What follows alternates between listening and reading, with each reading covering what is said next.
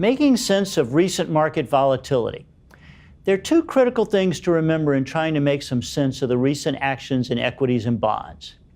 First, nothing in economics and markets happens in a straight line or without lags and feedback effects, which makes everything very complex. Second, you really need to appreciate the major changes in 2018 that are still being processed by the markets with the proverbial lags and feedback effects. Yes, current economic data is very strong, solid real GDP growth, very low unemployment rate, etc.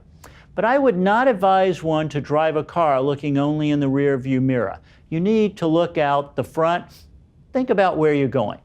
And there's some big headwinds all coming from events in 2018 that we know about, but whose impacts are yet to be fully felt, appreciated, or processed. So what happened in 2018 that could make 2019 a transformational year? First, the corporate tax cut was very big for 2018. It bumped up profit growth to well over 20% for many companies. Next year, companies face exceptionally difficult comparisons. Earnings growth will decelerate to something like 5 to 8%.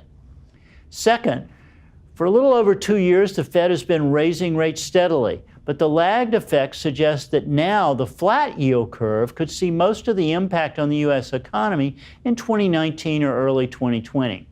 As Professor Milton Friedman famously remarked, there are long and variable lags in monetary policy. Third, the U.S. trade war with China has raised many uncertainties and already impacted some markets. U.S. farmers were hurt the most by a 20% decline in soybean prices as China stopped buying. Latin America benefited the most because China bought the soybeans from Brazil. China has a big appetite for chicken and pork, by the way, and chicken and hogs mainly eat a diet of soybean meal. Anyway, as we look at the trade war, we're going to see these global supply chains shift, and they may only partially reverse when there's an end to the war. And then fourth, the U.S. tariffs on steel and aluminum, they couldn't have come at a worse time for automobile companies because sales were already stagnating. So we still have to process perhaps loss of jobs in that industry in 2019. And then number 5, the changes in the personal income tax deductions for state and local taxes in the U.S., and especially property taxes, that's turned out to hurt the housing markets on the East and West Coasts. So we're seeing some slowdown in housing. 6, oil prices fell about $20 a barrel in October and November, and that suggests some further declines at gasoline prices at the pump. But you have to be careful how you analyze this because, okay, we're going to save some money on gasoline. Are we going to spend all the money we save? Maybe not. If we don't spend all the money we save, actually that'll be less retail spending than in 2018. So what's going on here is there's just a lot of events from 2018 that need to be processed that are going to have their impacts in 2019.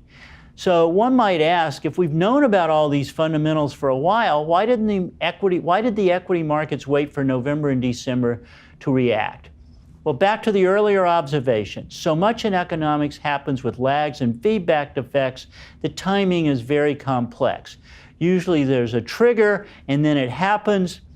The most recent trigger was the G20 meeting where US and China gave conflicting signals about the trade war. But we've also seen some speeches from Fed officials that put in doubt the rate hike situation for 2019. So there's just a lot of volatility coming in 2019 as we process what happened in 2018. I'm Blue Putnam, Chief Economist, CME Group.